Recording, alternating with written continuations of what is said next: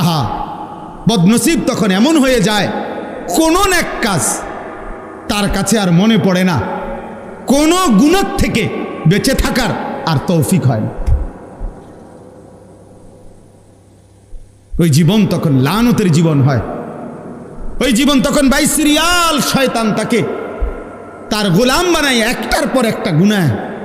একবার মদ খায়, একবার বিড়ি খায়, একবার নারী দেখে, একবার জেনা করে, আরেকবার জেনার ছবি দেখে, আরেকবার মনে করেন একজনের ফাঁসাত লাত্তি দিয়ে লাইছে, আরেকজনের কোপ দিয়ে লাইছে, আরেকজন আরেক রাস্তার মেয়ের পিছনে পিছনে ঘুরতেছে। মানে পাগলে কি করে তার আর কোনো কি নাই, জীবনের কোনো সিরিয়াল নেই, হায়াতের কোনো আর কি নাই, কিছুই নাই। শয়তানের এমন গোলাম হয়, নফসের এমন গোলাম হয়, আহা, জীবন তখন আর কোনো কিছুতেই লজ্জাবোধ হয় না, লজ্জাবোধ হয় না। অনেক ছেলে পেলে দেখেন, মসজিদ দেখা যায়, নামাজ হইতেছে, মসজিদের পাশে রাস্তার পাশে দাঁড়াইয়া জানোয়ার মুসলমানের বাচ্চা অনবরত মোবাইল টিপতেছে, হাসতেছে, লাথি দিতে আছে, ওইতের চুল ধরে টানতে আছে। আহা, হায় হায় হায়, কে তারে আল্লাহ ভুলাইয়া দিল, কে তারে নামাজ ভুলাইয়া দিল, কে তারে জীবনের তরে জাহান্নামের রাস্তা দেখায় দিল। ওহো, আফসুস, আফসুস ওই জীবনের উপর। তো এই জন্য বললাম ভাই, আল্লাহ নবী সাল্লাল্লাহু আলাইহি সাল্লাম বলেন সে যেন আমাদের মুসল্লাতে না আসে, অর্থাৎ ওয়াজিব কুরবানিও ছেড়ে দেওয়ার কারণে নবীজি এত বড় ধমক দিছে। তাহলে ওই যে সুন্নতে মুআক্কাদার উদাহরণ দিলাম, নবীজি বলছে যদি ঘোড়ায় তোমারে পিষে ফেলে তবুও সুন্নতে মুআক্কাদা ছেড়ো না। আর এখানে বললেন ওয়াজিব ছেড়ে দিলে তুমি নাফরমান, আমাদের সাথে নামাজ পড়তে আইসো না। এবার আছেন হজ, একটি ফরজ ইবাদত হজ। আল্লাহ নবী সাল্লাল্লাহু আলাইহি সাল্লাম বলেছেন মান লাম ইয়ামনাহু মিনাল হজ্জি হাজাতুন যাহিরা আও সুলতানুন জায়ের আও মারাদুন হাবিস ফামাতা ওয়া লাম ইয়াহুজ্জা ফালিয়ামুত ইনশাআ ইয়াহুদিয়ান ওয়া ইনশাআ নাসরানিয়ান। নবীজি বলেন তিনটি কারণ ব্যতীত সামর্থ্য থাকার পরেও যে হজ না করে মরে গেল, তিনটি কারণ। এক নাম্বার কারণ হলো প্রকাশ্য এমন কোনো কারণ, এমন কোনো প্রয়োজন, যেই প্রয়োজনের কারণে কোনোভাবেই এই মুহূর্তে সে হজে যাইতে পারতেছে না, অথবা বাদশাহ রাষ্ট্রীয় কোনো আইন কানুনের কারণে সে যাইতে পারতেছে না, অথবা এমন প্রচণ্ড অসুস্থ যেই অসুস্থের কারণে যাইতে পারতেছে না। আল্লাহর নবী বলেন এই কারণ ব্যতীত যদি ইচ্ছা করে হজ ফরজ হওয়ার পরেও হজ না করে মৃত্যুবরণ করল, রাসূলুল্লাহ সাল্লাল্লাহু আলাইহি ওয়াসাল্লাম বলেন ওই নাফরমান সে যেন ইহুদি হয়ে মরুক অথবা খ্রিস্টান হয়ে মরুক, আমি জানি না। নবীজি বলছে আমি জানি না এটা ইহুদি মরল না খ্রিস্টান মরল। আহা, নবী যদি বলে এই কথা তো সুপারিশ করবে কে? কথা বলেন না, হাউজে কাউসারের পানি দিবে কে? তাই তিনি যদি এ কথা বলে যে নাফরমান আমি জানি না, এই ইচ্ছা করে সামর্থ্য থাকার পরেও যে হজ করলো না, তোর মৃত্যু কি ইহুদির মৃত্যু হলো নাকি খ্রিস্টানের মরণ হইল, আমি রাসূল জানি না। তো এইবার তাকে সুপারিশ করবে কে? এবার তাকে হাউজে কাউসারের পানি দেবে কে? তার আর আশ্রয় কে? আখিরাতে হাসরের ময়দানে তার সহায় কে? আমাদের সমাজে লক্ষ লক্ষ মানুষের উপরে, কোটি কোটি মুসলমানের উপরে হজ ফরজ। প্রতি বছর কিছু মানুষ হজে যায়, এটা তো বিষয় না। একটি দেশের থেকে কিছু লোক হজে গেলেই হজ আদায় হয়, বিষয়টা এটা না। যত জনের উপরে মুসলমান হজ ফরজ, আপনার জন্য বাধ্যতামূলক হজ করতে হবে। কত লক্ষ মুসলমানের উপরে কোরবানি ওয়াজিব। এলাকায় কোরবানি হয় এটা বড় কথা না, যত জনের উপরে কোরবানি ওয়াজিব ততজন দিচ্ছে কিনা এটা দেখার বিষয়, এটা দেখার বিষয়। ছেলে বিদেশ থাকে, 2 ছেলে, এক ছেলে ঢাকা শহরে থাকে, মনে করেন 3 ছেলে, বাপের জমি জামা ব্যাংক ব্যালেন্স আছে, মায়ের স্বর্ণ গহনা এবং মার কাছেও জমা টাকা আছে, তাইলে এখানে কোরবানি ওয়াজিব হইল প্রায় 5 জনের।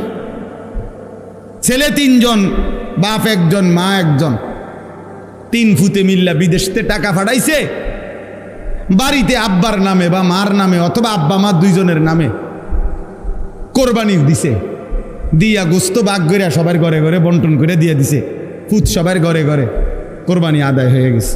এটা নিয়ে কোরবানি, সবাই মিল্লা বুঝি গোস্ত খানার ব্যবস্থা করা, এর নাম নিয়ে কোরবানি।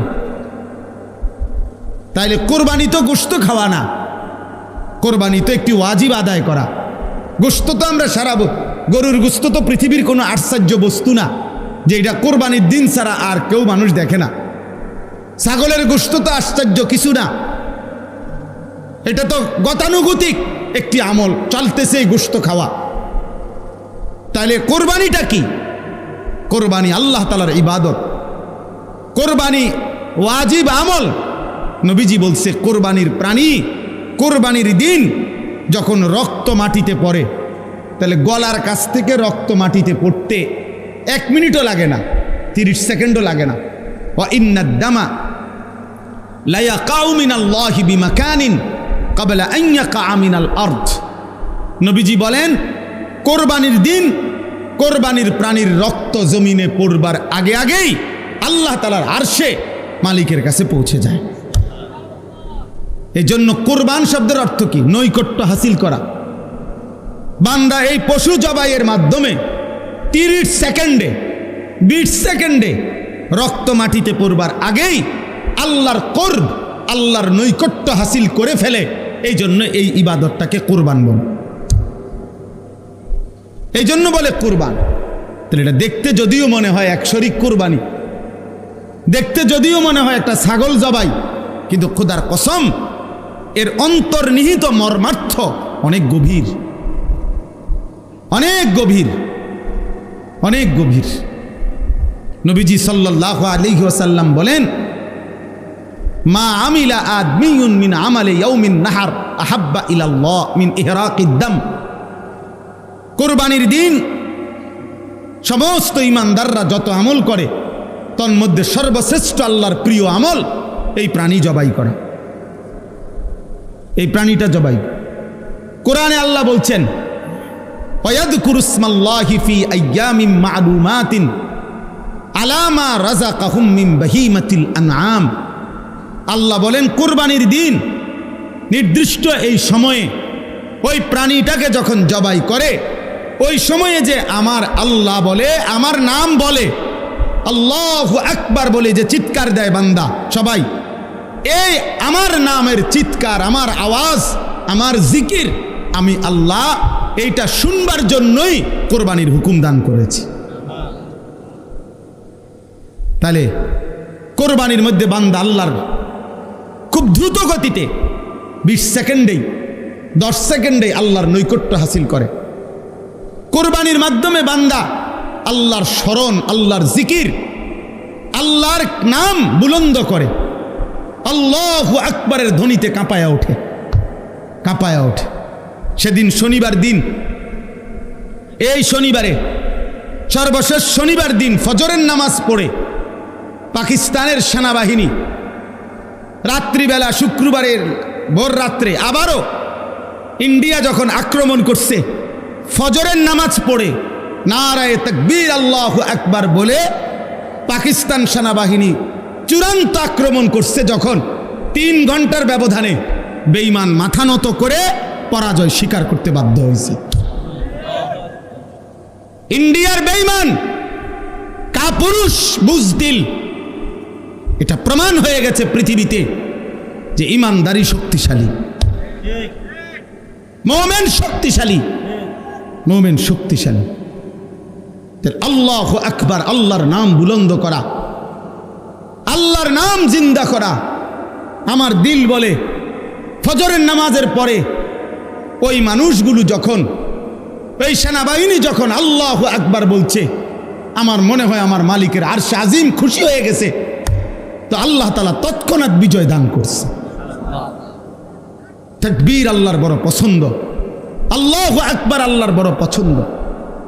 আল্লাহ বড় যখন বান্দা বলে, আল্লাহ খুশি হয়, তখন আল্লাহ খুশি হয়।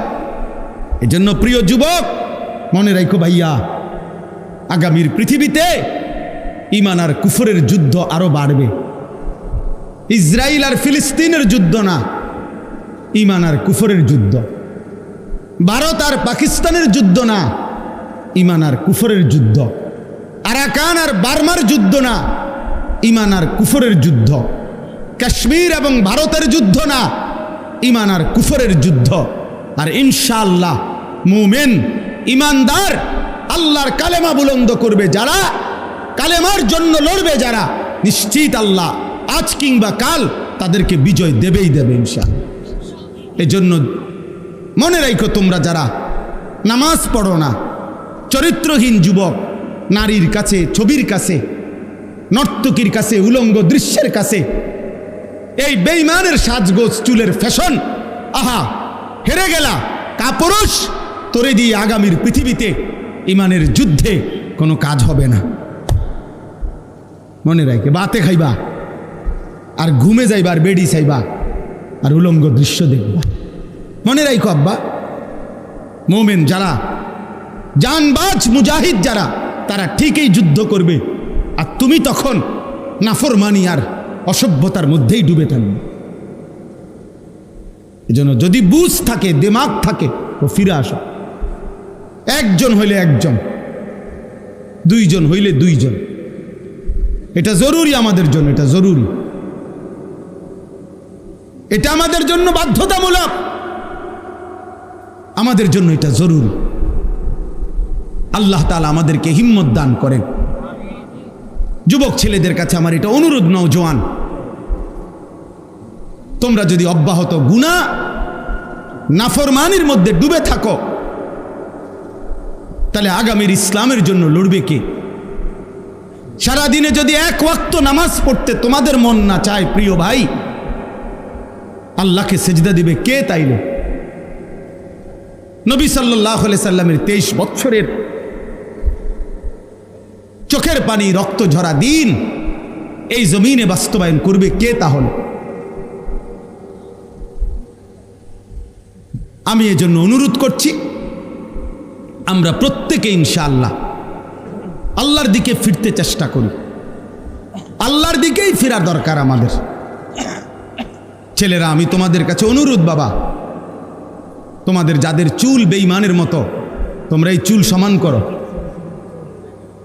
প্রিয় ভাই, এই নষ্ট এই জিন্দিগি ছেড়ে দাও। নারী, ছবি, নাচ, গান, উলঙ্গ দৃশ্য, এটা মুমিনের জীবন না। আমাদের নবী সাল্লাল্লাহু আলাইহি সাল্লামের চাইতে সুন্দর এই গোটা কায়নাতে কেউ হয় নাই। অতএব তার সৌন্দর্যের চাইতে সুন্দর কিছু হইতে পারে না। তো আমার বলার উদ্দেশ্য হলো এই কথাটা, এই কুরবানি একটি ওয়াজিব ইবাদত, হজ ফরজ ইবাদত, যাকাত ফরজ ইবাদত।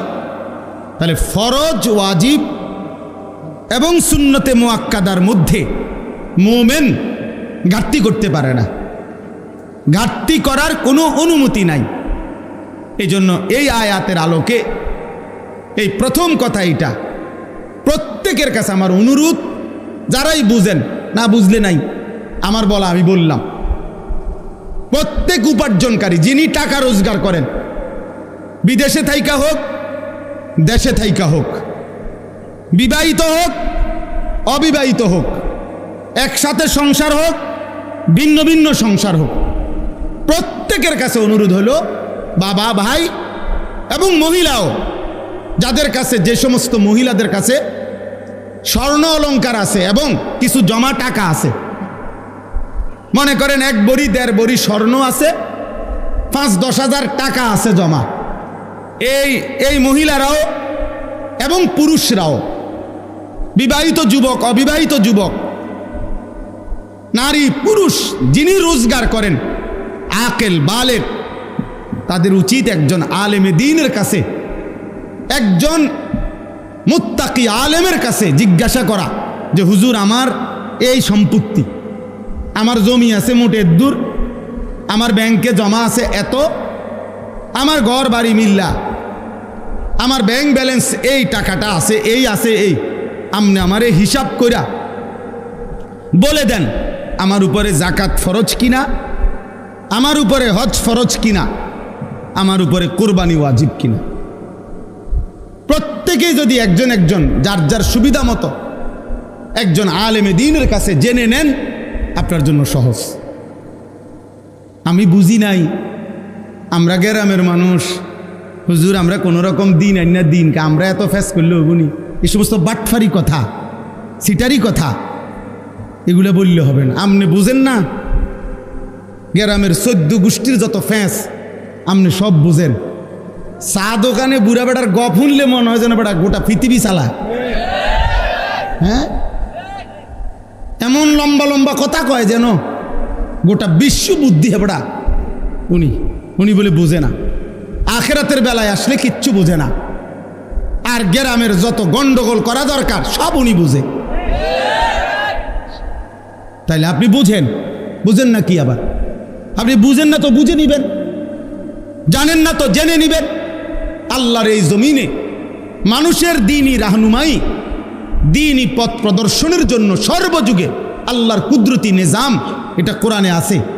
আল্লাহ প্রত্যেক যুগের মানুষের জন্য উপযুক্ত আল্লাহ তাআলা পথ প্রদর্শক, ভয় প্রদর্শনকারী, দ্বীন ও ঈমানের বুঝাইয়া দেওয়ার যোগ্যতা সম্পূর্ণ আলেম। খোদার কসম, সূর্য উঠলে এই জমিনে আল্লাহ তাআলা ব্যবস্থা রাখবে, ছিল, আছে, থাকবে। এজন্য উলামায়ে কেরাম, কোরআন, ইসলাম, সুন্নাহ এটা কিয়ামত পর্যন্ত ছিল, আছে, থাকবে। এই জন্য সর্বযুগে উলামায়ে কেরামের বিরুদ্ধে যে গেছে, শেষ পর্যন্ত 16 বছর পরে হোক আর 48 বছর পরে হোক, উনি ভাগছে, উলামায়ে কেরাম আছে, দ্বীন আছে, ইসলামও আছে, এই জন্য বাংলাদেশে মামুনুল হক আগের জায়গাতেই আছে, ফ্যাসিস্ট পলায় গেছে, জালেম পলায় গেছে, মামুন ঠিকই আছে। এজন্য এটাই বাস্তবতা যে দ্বীন শিখেন, আল্লাহকে চিনেন, আখিরাতকে বুঝেন, নিজের ঈমান, নিজের আমল, নিজের আখিরাত সুন্দর করেন। আগামীর পৃথিবী যুদ্ধমুখর পৃথিবী, আগামীর পৃথিবী যুদ্ধমুখর পৃথিবী। অল্প কথায় লাগিয়া যায়, অল্প কথায় সামান্যতেই লাগিয়া যায়, দামাদাম প্রত্যেকে অস্ত্র খুলে ফেলে, ট্রিগারে টিপ দিয়া ফেলে।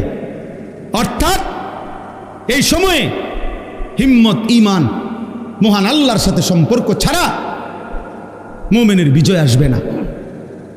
আমাদের ফিলিস্তিন, আমাদের আরাকান, আমাদের কাশ্মীর, কোনোটারই সমাধান ওই ইউরোপ, জাতিসংঘ, ওই বেঈমান কারো বুদ্ধিতে পরামর্শ হবে না।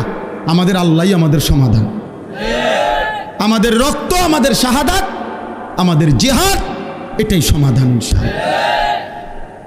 এই জন্য আমি সবার কাছে অনুরোধ করছি, সামনের কুরবানি প্রত্যেকেই মাসআলা বুঝে, দ্বীন বুঝে পালন করবেন। আর শেষ কথা হলো, ইন্নামা ইয়াতাকাব্বালুল্লাহু মিনাল মুত্তাকিন। আল্লাহ একেবারে আদম আলাইহিস সালামের জামানায় বলে দিছে যে গুনাহ থেকে পবিত্র থেকে যে ইবাদত করে, আল্লাহ কেবল তার ইবাদত কবুল করে।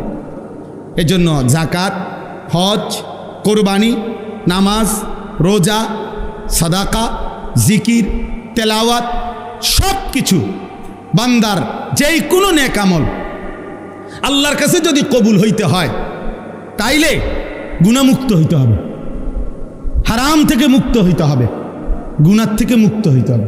মানুষের স্লোগান আর আল্লাহর কবুল এক কথা না, কথা বুঝেন নাই? আপনার টাকা, সুদের টাকা আপনার কোরবানি দিছে, হবে না, হবে না, কবুল হবে না, আরশে আজিমে যাবে না। আমনে মসজিদে মাদ্রাসায় অমুকখানে তমুকখানে 50,000 টাকা দিছেন, কিন্তু টাকা যদি হয় হারামের, টাকা যদি হয় সুদের, টাকা যদি হয় ঘুষের, টাকা যদি হয় কিস্তির, তো সেটা আসমানে যাবে না, সেটা কবুল হবে না। স্লোগান মিলতে পারে, বুঝেন না কথাটা? জনাব অমুক 30,000 মার হাবা, মার হাবা এটা ঠিক আছে, মারও ঠিক আছে, হাবাও ঠিক আছে, কিন্তু আরশে আজিমে যাবে না। আসমানে যাইতে হলে কি হইতে হবে? হালাল হইতে হবে, পবিত্র হইতে হবে, গুনামুক্ত হইতে হবে, গুনামুক্ত। অতএব গুনামুক্ত ইবাদত, আমার নামাজ, আমার রোজা, আমার হজ, আমার যাকাত, আমার সব কিছু যেন আল্লাহ এবং তার রসুলের নির্দেশনা মতো হয়। আল্লাহ আমাদেরকে তৌফিক দেন, কবুল করেন। এই সাউতুল হেরা মাদ্রাসা আল্লাহ তাআলা কবুল করে নেন এবং ইত্তেহাদুল উলামা পরিষদকে আল্লাহ কবুল করে নেন।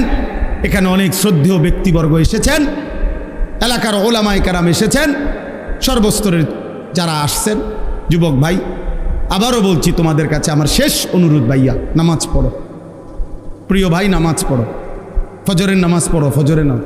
আমি আমার জীবনে সবচেয়ে বেশি এই কথা বলছি আমার ওয়াজের জীবনে, যে ফজরের সেজদাতে মুমিনের বিজয়, ফজরের ওয়াক্তকে বিজয়ের সময় বলে।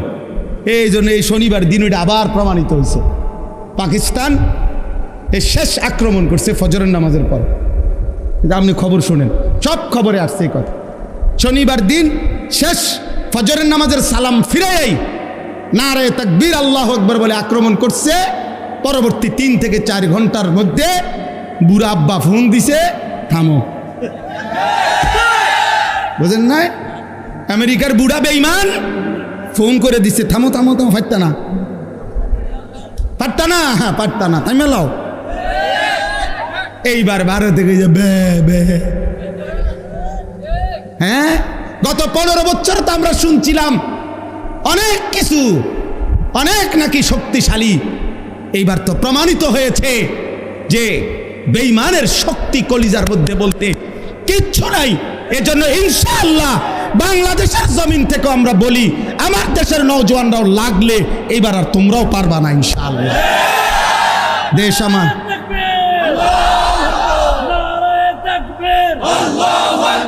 ইসলামের শত্রুরা হুঁশিয়ার সাবধান, নারায়ে তাকবীর। এজন্য ইনশাআল্লাহ আমরাও রাজি, আমরা কোন আপোষ না, জিহাদ বলেন, আপোষ না জিহাদ, আপোষ না জিহাদ, দিল্লি না ঢাকা, দিল্লি না ঢাকা, গোলামি না আজাদি, ইসরায়েল না ফিলিস্তিন, আমেরিকা না ফিলিস্তিন, ইনশাআল্লাহ।